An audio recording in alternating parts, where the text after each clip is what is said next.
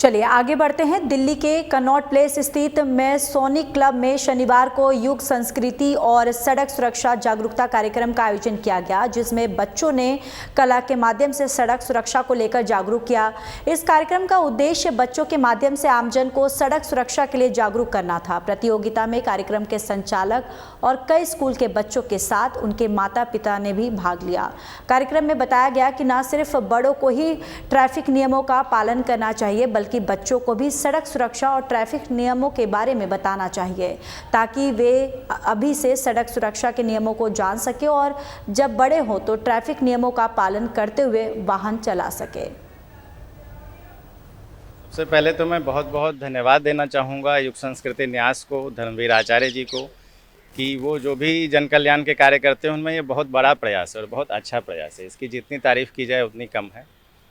मेरे तरफ से बहुत बहुत धन्यवाद। बहुत दुख होता है जब इस तरह की दुर्घटनाएं होती हैं, क्योंकि इसमें बेकसूर ही मारे जाते हैं जो सड़क पे चल रहे हैं। तो इसके लिए जागरूकता को बढ़ावा देने के अलावा कोई रास्ता नहीं है। इस तरह के कार्यक्रम होने चाहिए, जैसे अभी इन्होंने बच्चों को, युवाओं को जागरूक करने का प्रयास किया है।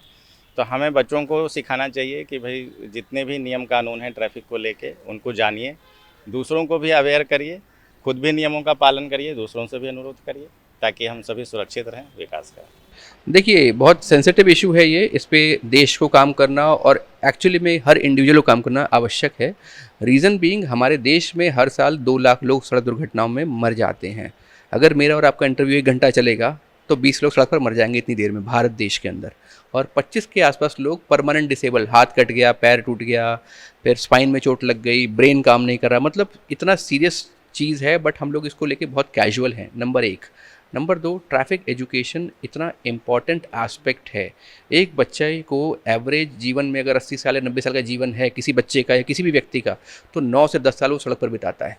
हमारे पास सारी इन्फॉर्मेशन है। रोड सेफ्टी पे ये कार्यक्रम चल रहा है। सड़क सुरक्षा अभियान हम लोग का जो संस्था युग संस्कृति न्यास, उसका एक महत्वपूर्ण अभियान है। इसी क्रम में सैकड़ों विद्यालय में हमारी टीम संपर्क कर रहे हैं, और उसका मेन उद्देश्य है विद्यार्थियों को जागरूक करना और उनके माध्यम से चालक का जो क्या कर्तव्य होना चाहिए, चाहे वो प्रोफेशनल हो, पर्सनल हो, निजी हो, तो हर इंसान, मतलब एक ज़िंदगी है, एक सपना है।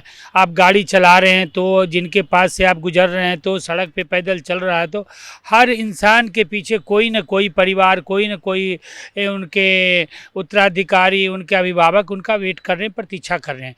तो ये भाव को रख कर के हम लोगों को इमोशनली जागरूक कर रहे हैं। उसमें हम लोगों ने माध्यम बनाया है बच्चे को, विद्यार्थियों को, क्योंकि ये 2 पीढ़ी एक साथ संभालती। मैं 7 सालों से इंडिया का यंगेस्ट रोड सेफ्टी एम्बेसडर हूँ, और मैं लोगों को सिखाता हूँ कि गाड़ी कैसे चलाते हैं और टशन में गाड़ी नहीं चलानी चाहिए है। और मैं पिछले 5 साल से रोड सेफ्टी में काम कर रही हूँ, और मैं आपको बताना चाहती हूँ, प्लीज़ ड्राइव सेफ। आपको पता है आपको गन के लिए लाइसेंस चाहिए होता है ना?